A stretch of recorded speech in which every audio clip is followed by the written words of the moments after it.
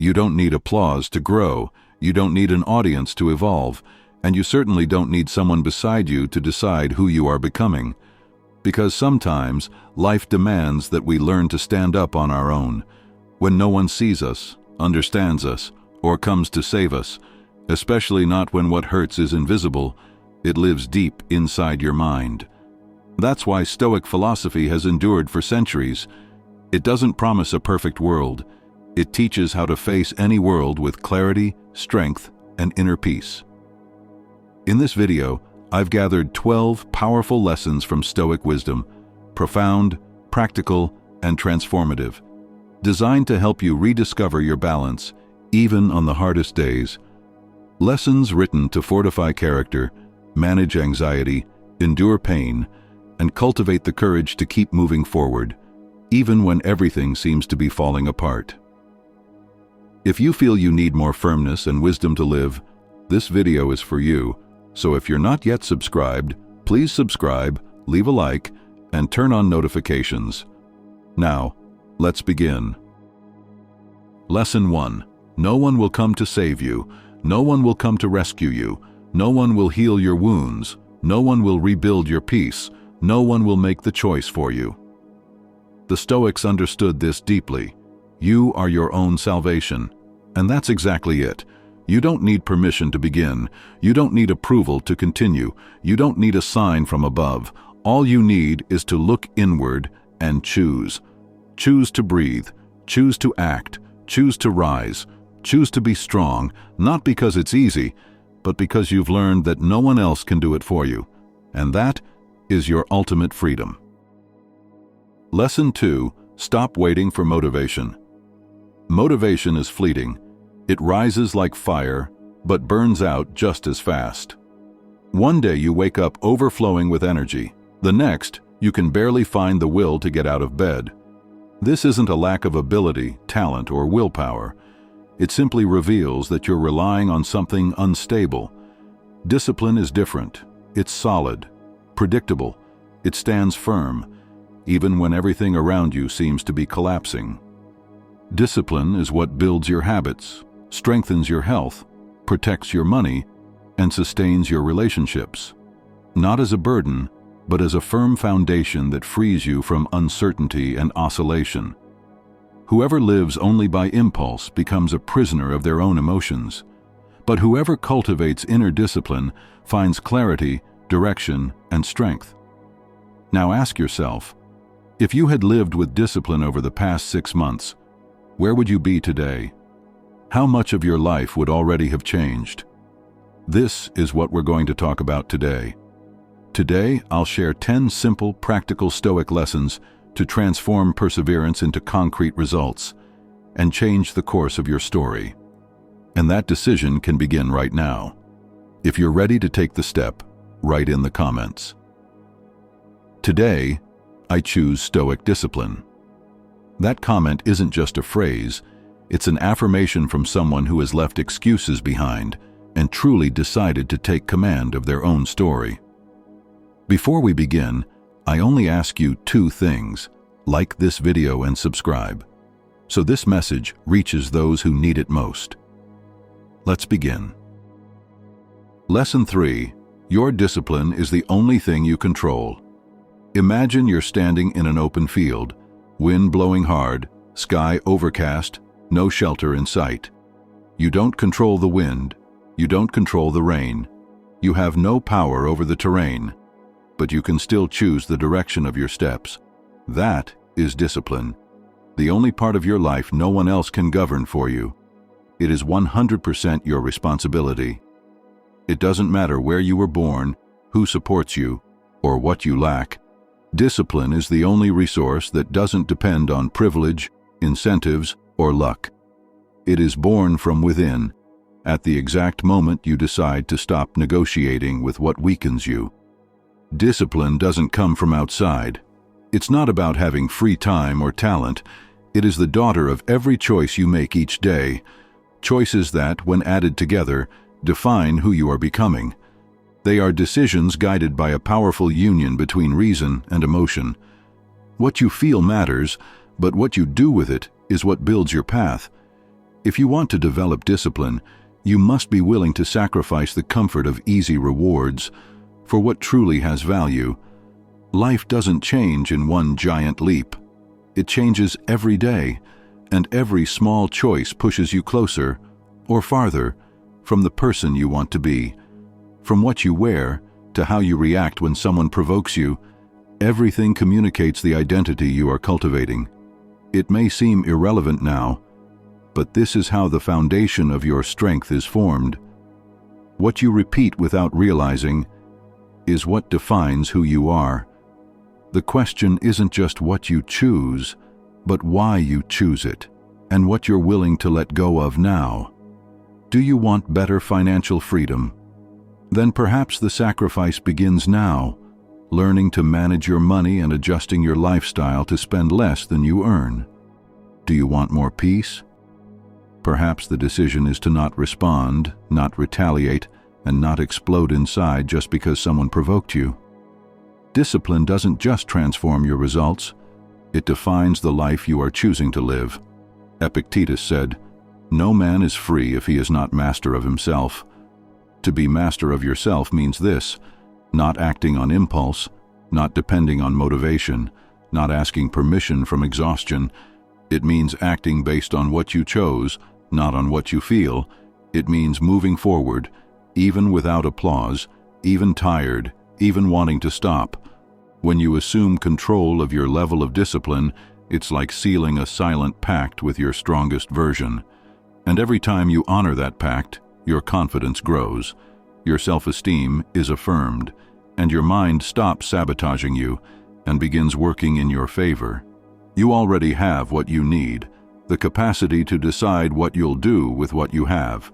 If that decision is clear to you now, comment here. I assume control of my discipline because life gives no guarantees, but it bends before those who have the courage to choose and continue.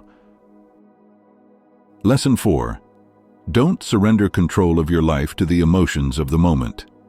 There are days when you wake up without desire. Your body feels heavy. Your mind is scattered. Sometimes nothing serious has happened, yet something inside you feels off. It's on these days that life truly tests you, because acting when everything is perfect is easy.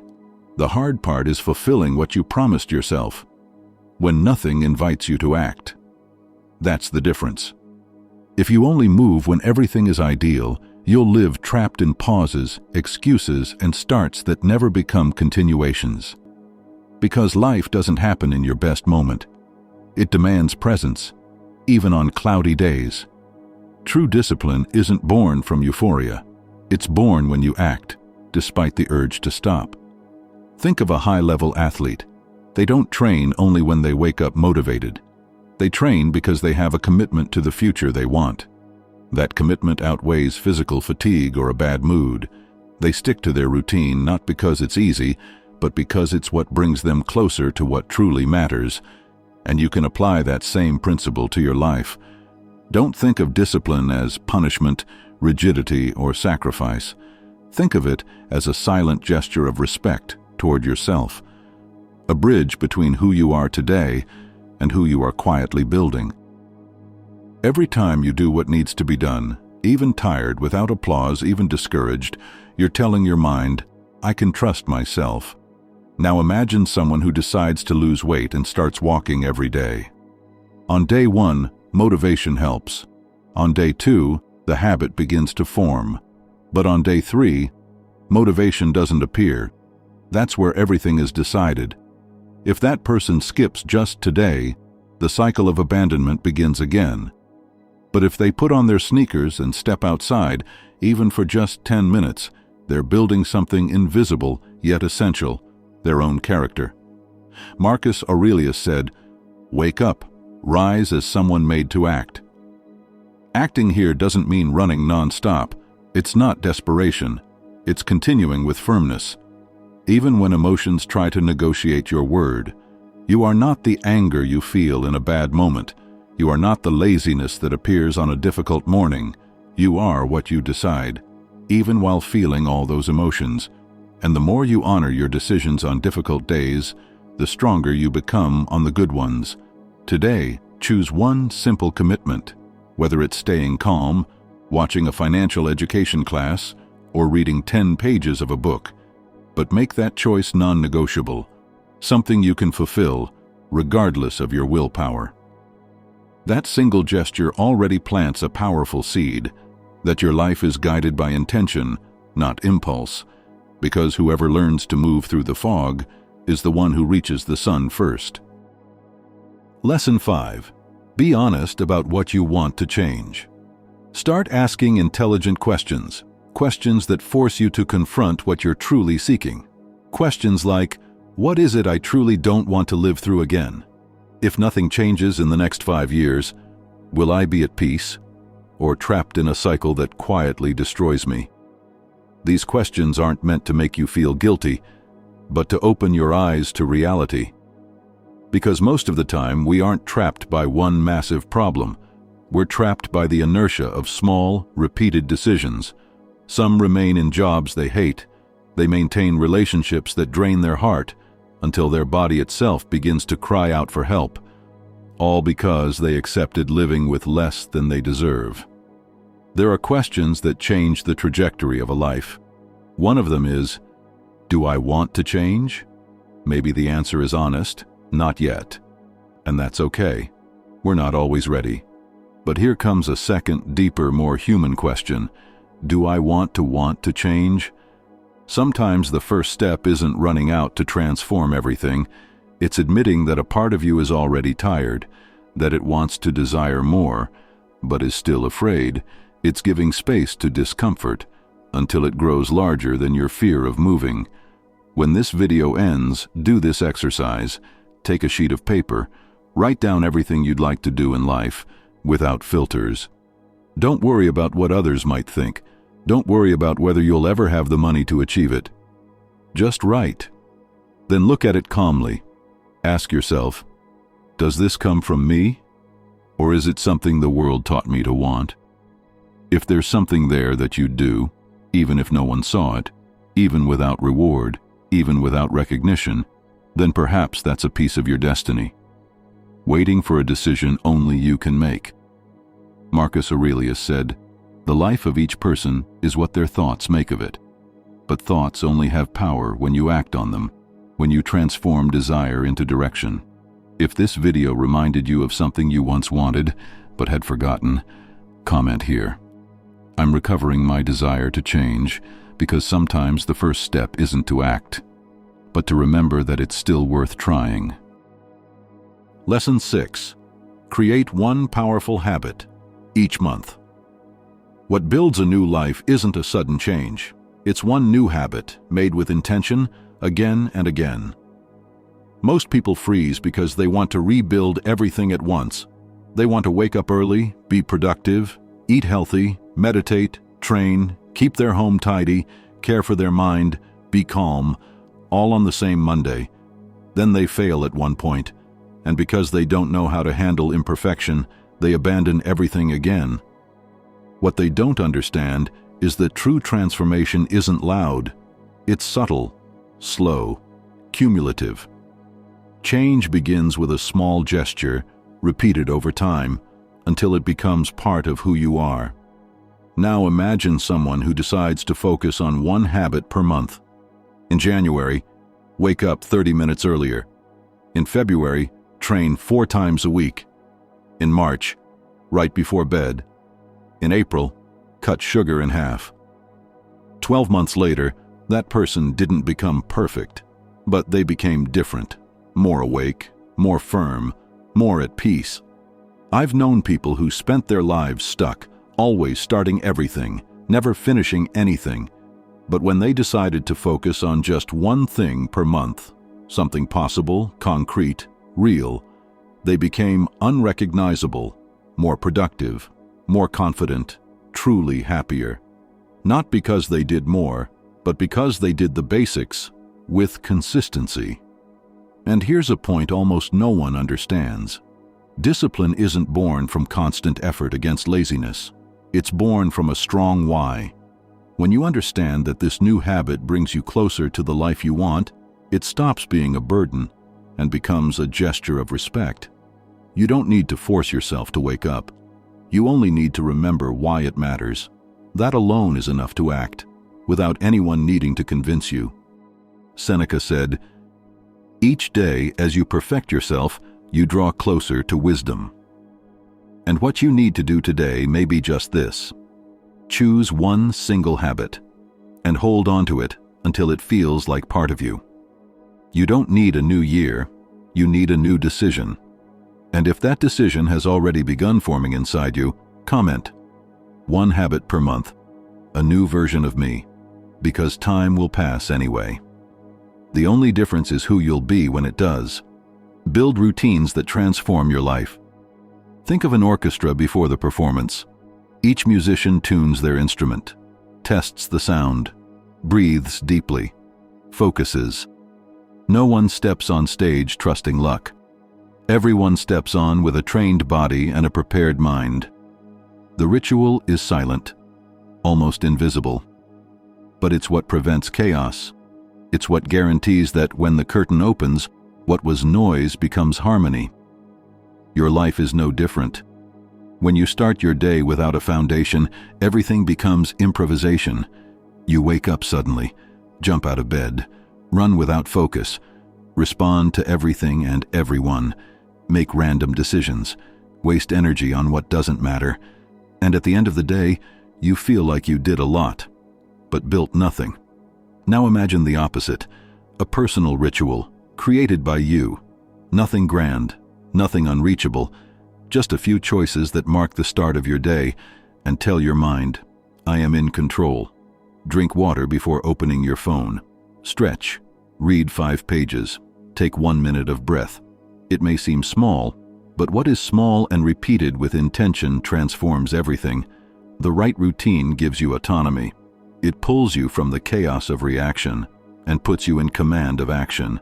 It protects your energy, reduces mental fatigue, clarifies your direction, and more than that, it reinforces who you are becoming. Every small gesture you repeat with respect becomes a silent reminder, "I am someone who builds." This evolution doesn't happen with motivation, but with consistency. Having a routine only requires you to show up in the same place, at the same time, with the same intention, to be better than yesterday, even if only slightly. Marcus Aurelius said, "Don't waste more time debating how a good person should be. Be one." And being requires preparation. It doesn't begin when everything is perfect.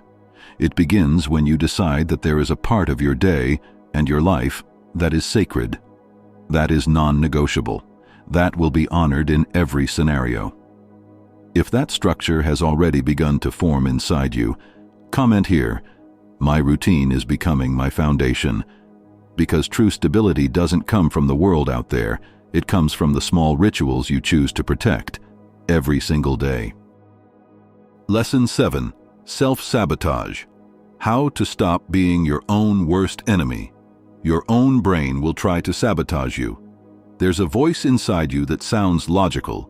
It speaks as if it wants to protect you, as if it knows what's best. But deep down, that voice only wants one thing, to keep you exactly where you are. It's that voice that says, 5 push-ups won't change anything. Reading 5 pages is too little. Starting now is a waste of time. Tomorrow, I'll do it all. That voice is soft, but convincing. And that's precisely why it's dangerous. This is the mental game of cost-benefit. Your brain trying to convince you that today's small effort isn't worth it, compared to tomorrow's distant reward. And so you postpone, you negotiate, you give up. Not from lack of strength, but because this sabotage comes disguised as rational argument. And that's where real discipline enters, not as rigidity, but as memory of what matters to you. As a reminder of what brought you here. When doubt appears, you don't need to defeat laziness. You only need to remember your why, the reason you started, the life you want to build. You don't need to give your maximum every day. You only need to do what's right, enough times, until what's right becomes part of who you are. Because what seems small today is what holds up the person you're becoming. Marcus Aurelius said, what prevents action promotes action. Meaning, that doubt that appears? It's not an obstacle, it's the training itself. That voice trying to stop you, it's not your enemy.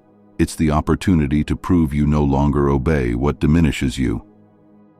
Lesson 8. The mind that doesn't believe in you, yet must learn to trust you. Your biggest battle isn't against the world, it's against your own disbelief. You carry dreams, goals, a vision of a better future, but deep down, you still whisper, "It won't work." You act like a soldier preparing for war, but you don't believe in your own strategy. And that's the tragedy. You have everything you need, except faith in yourself. Marcus Aurelius said, "The soul is dyed with the color of its thoughts." And this applies to you. If you dye your mind with doubt, insecurity, and fear, your life reflects it. But if you choose to paint it with courage, purpose, and calm, you create a new reality. You don't need external validation, you need internal alignment. And that alignment begins when you stop asking, "Will it work?" and start saying, "I will make it work." The Stoic practice is this. Repeat this phrase daily, not as wishful thinking, but as a quiet declaration of war against your own hesitation. My mind will learn to trust me, because I am no longer waiting for permission to act.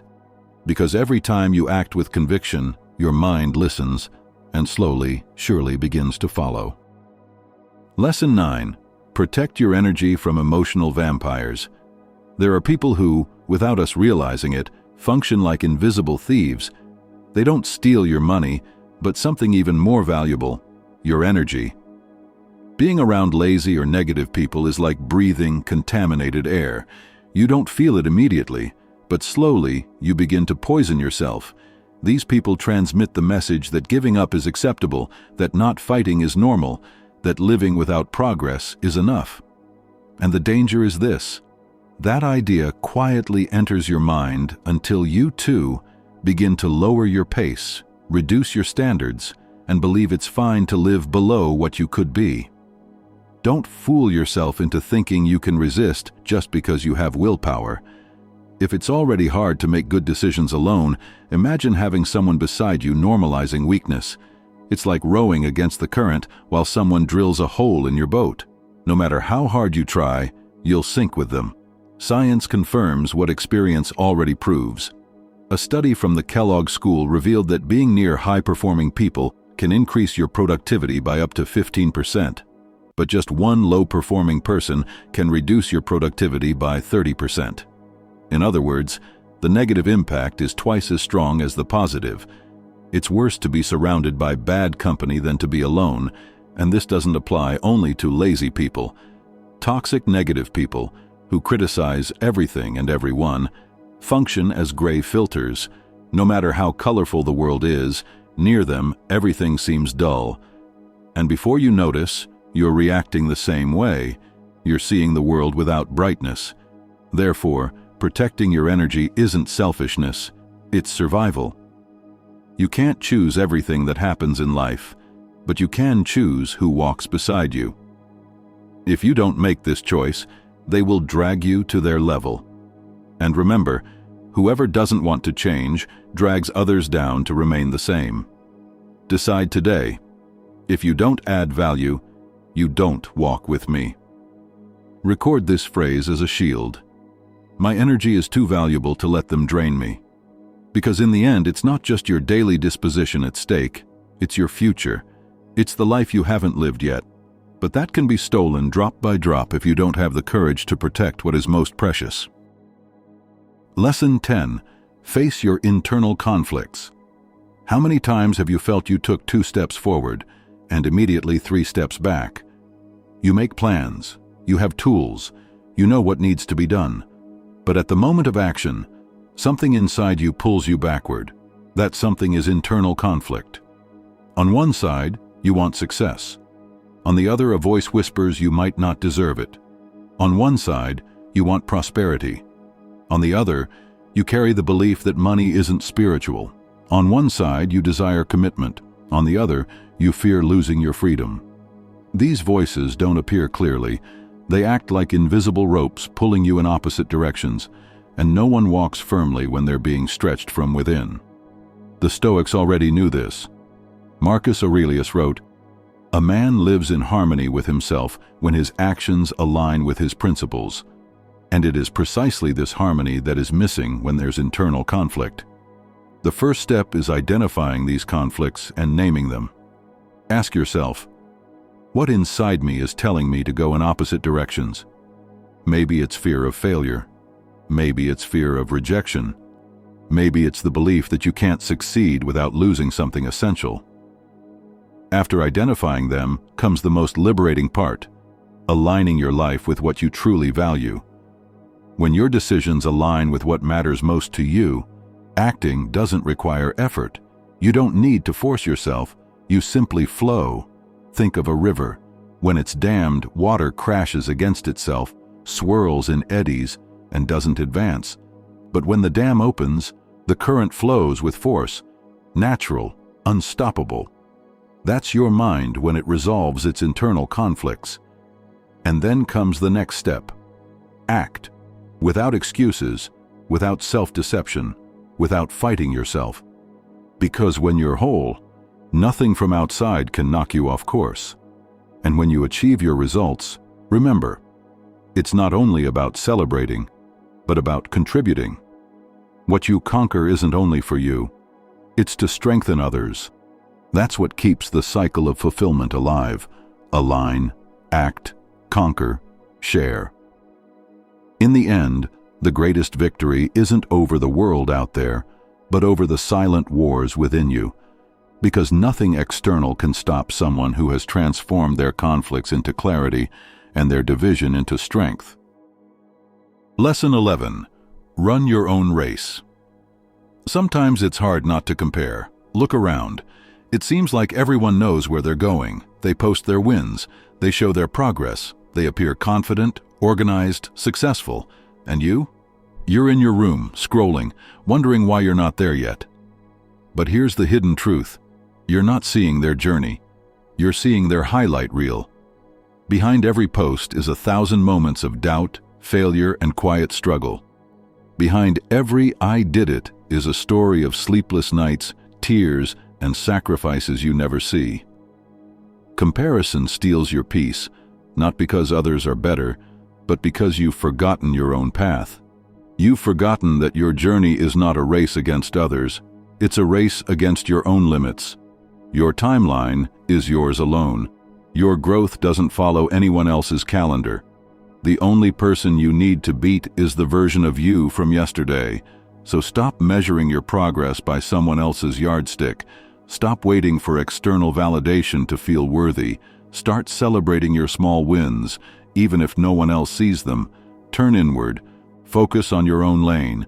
Your path may be slower, bumpier, less visible, but it is yours.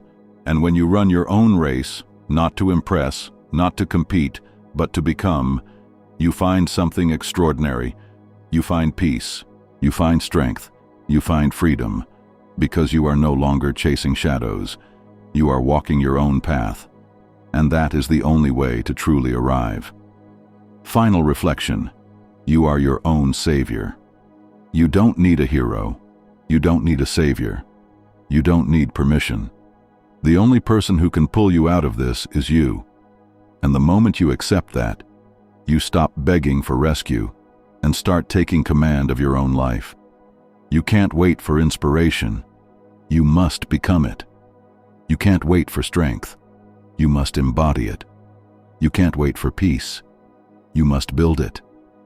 Because in the end, it's not about fixing the world.